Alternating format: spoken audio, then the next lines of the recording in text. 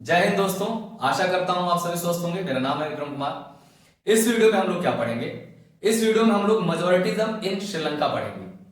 इससे पहले हमने ethnic composition of Sri Lanka and Belgium को डिस्कस किया कि किस तरह से दोनों देशों के अंदर अलग अलग लैंग्वेज बोलने वाले लोग, अलग अलग लिंग्विस्टिक ग्रुप रहती है, यानी कि डाइवर्सिटीज बहुत तरह का हमने देख लिया। अब दोनों जगह पे पावर को शेयर किया जाएगा या नहीं किया जाएगा, और अगर पावर को शेयर किया जाता है तो क्या उसके कॉन्सिक्वेंसेज होते हैं, और पावर को अगर नहीं शेयर किया जाता है तो क्या कॉन्सिक्वेंसेज होते हैं। दोनों पहलू को हम लोग डिटेल में यहां पे डिस्कस करेंगे।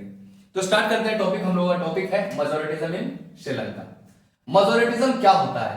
मेजोरिटिज्म का मतलब क्या होता है? देखिए, साधारण भाषा में आप इसे ऐसे समझ सकते हैं कि जो बहुसंख्यकवाद है, यानी कि किसी भी देश में जो मेजोरिटी में लोग रहते हैं, यानी कि जिनके नंबर्स ज्यादा हैं, जो पॉपुलेशन में ज्यादा है, एक ऐसी फिलॉसफी या आइडियोलॉजी जिसका एक ऐसा एजेंडा हो जहां पे वो पॉलिटिकली अपने आप को डोमिनेट करना चाहते हैं ओवर द माइनॉरिटी।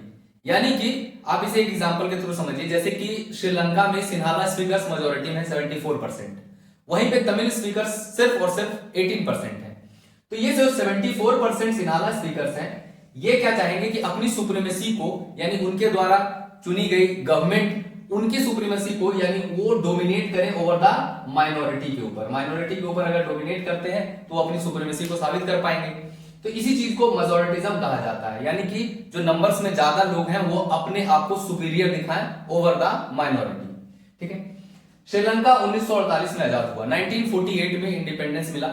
हमारे एक साल बाद ही जस्ट इनको इंडिपेंडेंस मिल गया, क्योंकि ये भी ब्रिटिश की कॉलोनी हुआ करती थी। पुराना नाम इसका साइलोन है। ठीक है। अब हुआ क्या था एग्जैक्टली समझिएगा, थोड़ा सा मैं डिटेल में बता देता हूं आपको।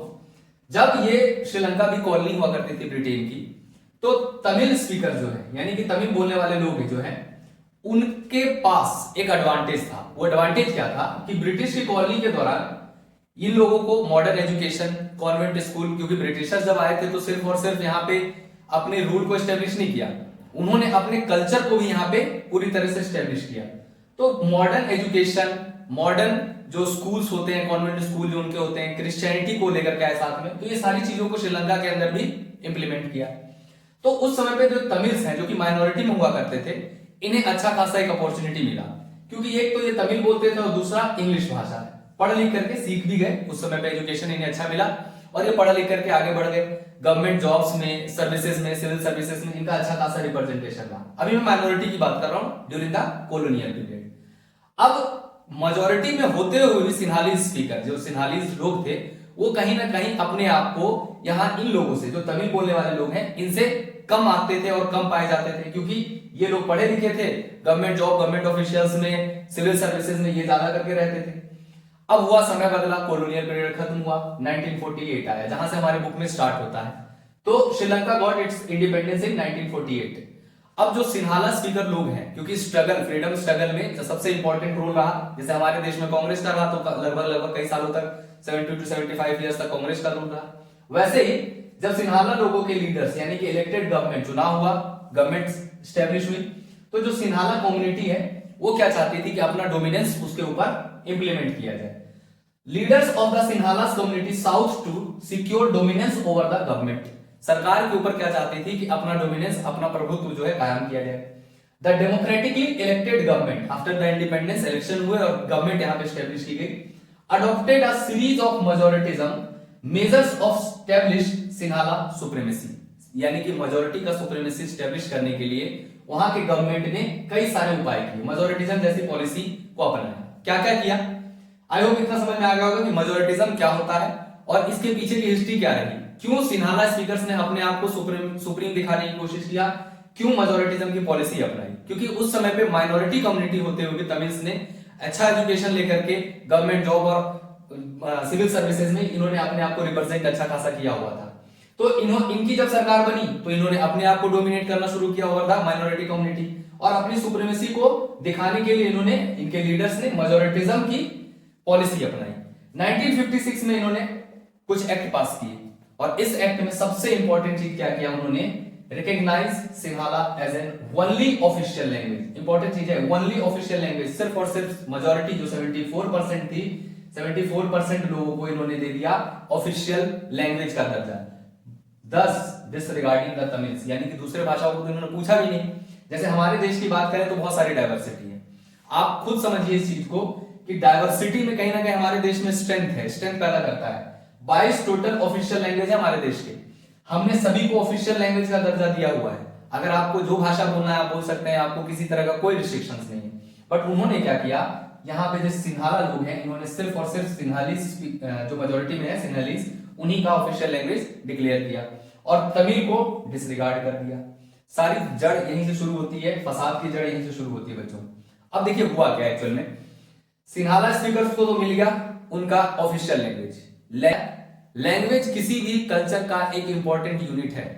लैंग्वेज अगर आप खो देते हैं तो आप अपना जमीन खो देते हैं, आप अपना अस्तित्व खो देते हैं।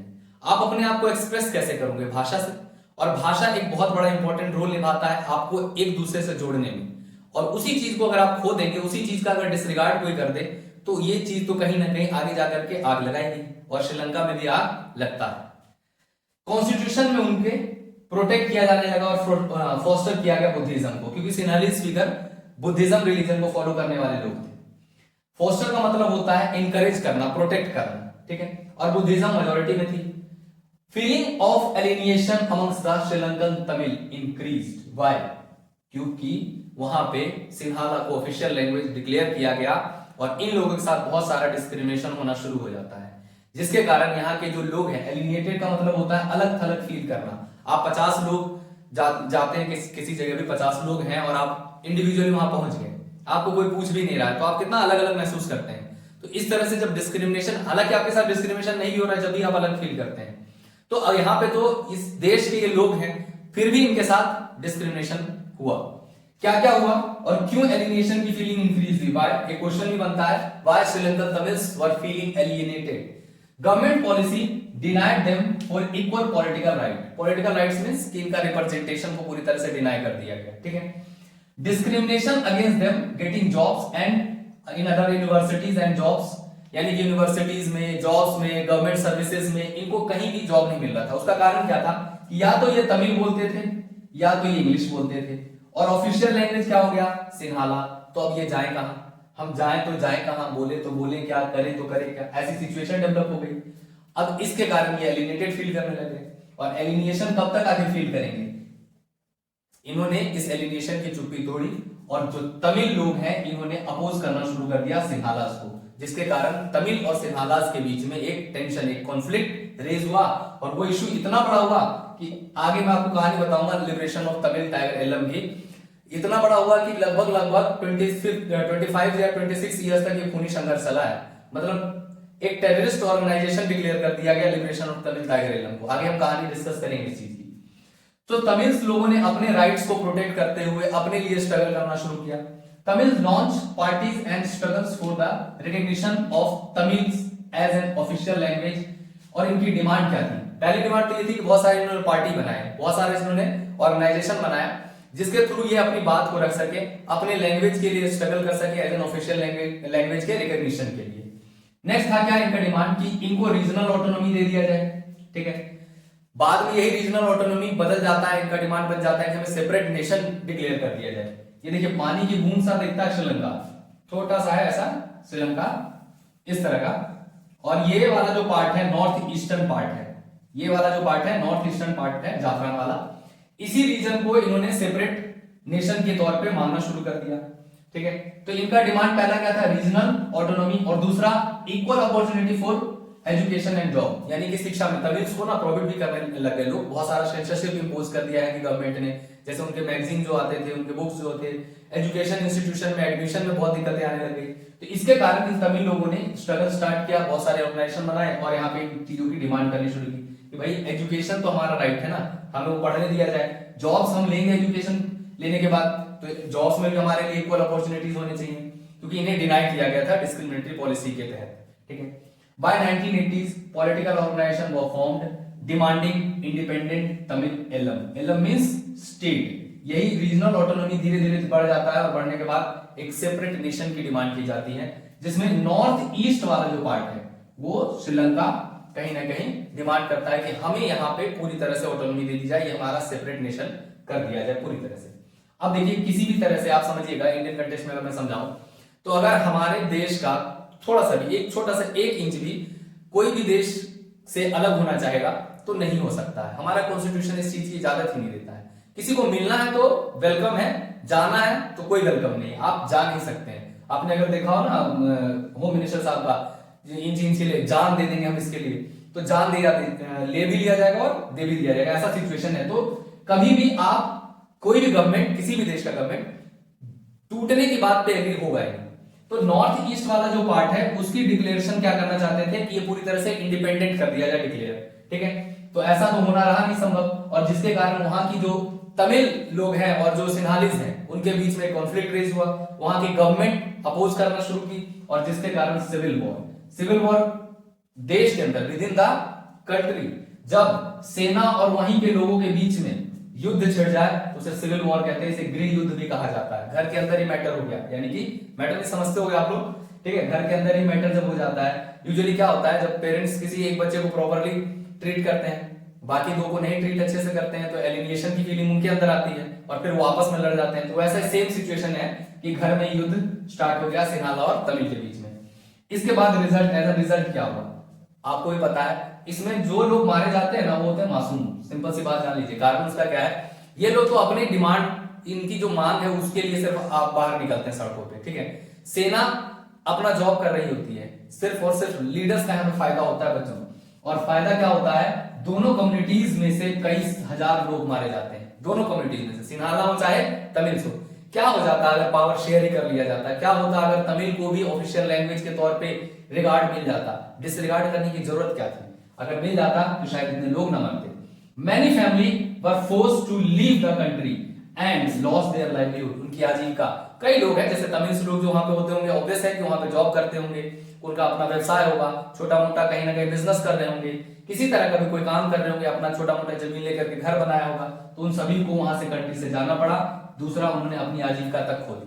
ओवरऑल ये जो हुआ श्रीलंका पे पावर शेयर ना करने के बाद हुआ। अगर पावर को शेयर किया जाता, तमिल को भी रिगार्ड मिलता, तमिल लैंग्वेज को रिगार्ड मिलता, उन लोगों को भी इक्वल अपॉर्चुनिटी मिलती है जॉब्स में, यूनिवर्सिटीज में, एजुकेशन में, तो ये सिचुएशन, सिविल वॉर जैसी सिचुएशन जो हुई वो कभी ना होता, ठीक है।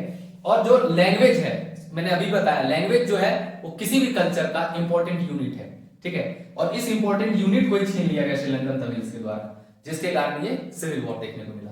आगे हम लोग इसके बाद अकोमोडेशन इन बेल्जियम पढ़ेंगे। बेल्जियम में किस तरह से पीसफुली ब्रदरहुड के थ्रू, फर्टिलिटी जिसे कहते हैं, उसके थ्रू किस तरह से पूरा का पूरा डाइवर्सिटी को अकोमोडेट कर लिया गया। अब ये लिबरेशन ऑफ तमिल टाइगर इलम क्या है, LTTE, लिट्टे, ठीक है। इसके बारे में थोड़ा सा मैं बता देता हूं, हालांकि एनसीईआरटी में हमारे पास इतना ज्यादा डिटेल अवेलेबल नहीं है। इसे एक टेररिस्ट ऑर्गेनाइजेशन बाद में डिक्लेयर किया गया। उसका कारण क्या था, इंडिया का भी कुछ रोल है इसमें, इन चीजों को आप बड़े लेवल पे, बड़ी क्लासेस में आप पढ़ेंगे। लिबरेशन ऑफ तमिल टाइगर इलम वेल्लू पिल्ले प्रभाकरन के द्वारा ये फाउंड किया गया था 1976 में। 1976 में जो ऑर्गेनाइजेशन बनी ना, ऐसी ऑर्गेनाइजेशन, टेररिस्ट ऑर्गेनाइजेशन बनी जिसकी अपनी एयरफोर्स, अपनी नेवी और अपना आर्मी, पूरे की पूरे 3 विंग में इनका था। उसके अलावा इनका अपना एक पॉलिटिकल विंग भी था, एक आर्मी विंग बनाया इन्होंने, एक पॉलिटिकल विंग बनाया। इसके अलावा भी इन्होंने कई सारे ग्रुप्स को मिला करके वहां के सरकार को, जो नॉर्थ ईस्ट में पॉलिटिकल पार्टीज हुआ करती थी, उनको सपोर्ट किया अपने डिमांड्स को फुलफिल करने के लिए। ओवरऑल राजीव गांधी का असैसिनेशन, यानी कि जब 21 मई 1991 के दौरान तमिलनाडु में एक रैली के दौरान राजीव गांधी जब अपना चुनाव प्रचार कर रहे थे, तो उस समय पे लिट्टे के कुछ मेंबर थे, लिबरेशन ऑफ तमिल टाइगर इलम के कुछ मेंबर थे, धानु नाम था उनका। जब स्टेज पे जा रहे थे सुसाइड बॉम्बर के तौर पे, उन्होंने बॉम्ब वगैरह लगाया हुआ था, और जब जा रहे थे स्टेज पे तो एक अनसुईया डेजी नाम के पुलिस इंस्पेक्टर ने उन्हें रोका भी, ठीक है। लेकिन कहते हैं ना कि जब मौत आता है तो कोई नहीं रोक पाता है। राजीव गांधी उन्होंने खुद बुला लिया स्टेज पे कि आ जाइए ऊपर, और आने के बाद उन्होंने सुसाइड बॉम्ब, माला पहनाते हुए सुसाइड बॉम्ब का बटन दबा दिया, और इसके बाद अलविदा। यानी कि पूरी तरह से अगर आप देखेंगे तो राजीव गांधी का असैसिनेशन करने में भी इनका हाथ रहा। बाकी लिट्टे ने इस चीज को डिनाई किया, क्योंकि एक्सेप्ट कौन करता है इस चीज को करने के बाद भी। तो ओवरऑल ऐसी सिचुएशन रही, इतना बड़ा एक टेररिस्ट ऑर्गेनाइजेशन था जिन्होंने नेशन की डिमांड की, सेपरेट नेशन की। तो ओवरऑल ये आपको पढ़ना नहीं है, पढ़ना आपको सिर्फ इतना है कि मेजॉरिटिज्म की पॉलिसी अपनाने के बाद क्या हुआ, श्रीलंका में पावर को शेयर न करने के बाद क्या क्या हुआ, इन चीजों पे ज्यादा ध्यान देना। ये कहानी है, बाकी डिटेल में कभी इस पे और वीडियो बनाया जाएगा। Thank you very much.